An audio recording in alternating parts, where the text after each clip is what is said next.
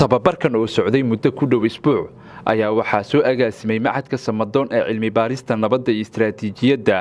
waxaana ka faa'iideystay arday ka kala yimid degmooyinka gobolka Banaadir. intii uu socday tababarkan ayaa waxa ardayda lagu barayay maareynta musiibooyinka iyo horumarinta badbaadada bulshada iyadoona munaasabada xiritaanka lagu guddoonsiiyay shahaadooyin ardaydii ka faa'iideystay tababarkan. Fuaad Xuseen Tahliil oo ahaa macallinkii bixinayay tababarkan ayaa ka warbixiyay ujeedka tababarka. Training-kan aan soo qaadanay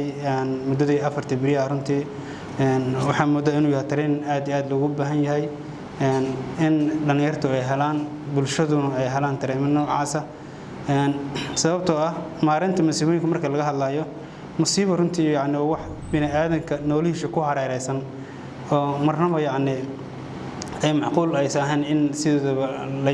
cirib tiro ama laga gudbo laakiin ilaa taariikhda markii dib loo abuuna aadam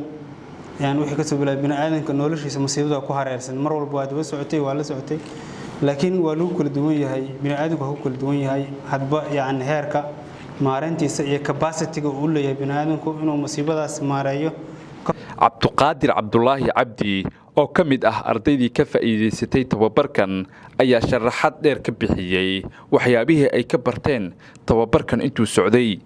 sida ciwaanku aad aragteen bal laga hadlay maareynta musiibooyinka iyo yani horumarinta badbaadada bulshadu ay leedahay u baahan tahay saadarteed musiibo markaad maqasho waxa ugu horeeya kugu soo dhacayaa musiibo waa shay aslan bani aadamka inuu xakameeyahay inta badan aanay yani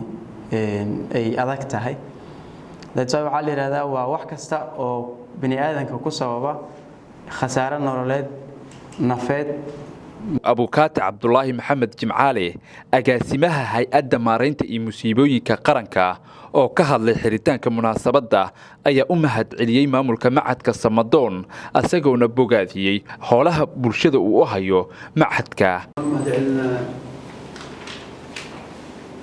Machadka Samadoon oo soo diyaariyay barnaamijkan tababarka disasterka maareynta musiibooyinka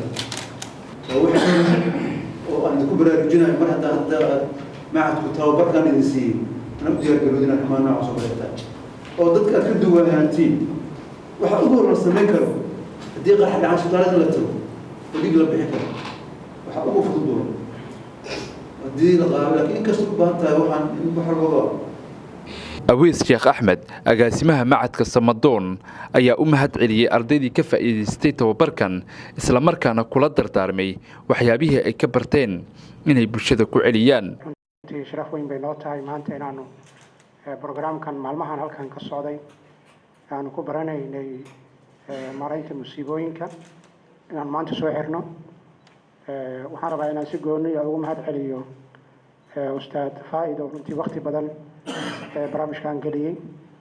runtii inuu suuro galo la qabtane asagoo la fadhibar u ahaa waxaan rabaa inaan waa maasan tahay sidoo kale waxaan rabaa inaan mahad celiyo dhalinyaradii runtii ka faa'iideystay waxaan rajaynayaa inuu yahay mowduuc maanta wada taabanaya qof kastoo inaga midana ay tahay inuu ka qayb galo. Cabdullaahi Maxamed raadiyaha iyo TV-ga dowlad goboleedka Jubbaland magaalada Muqdisho.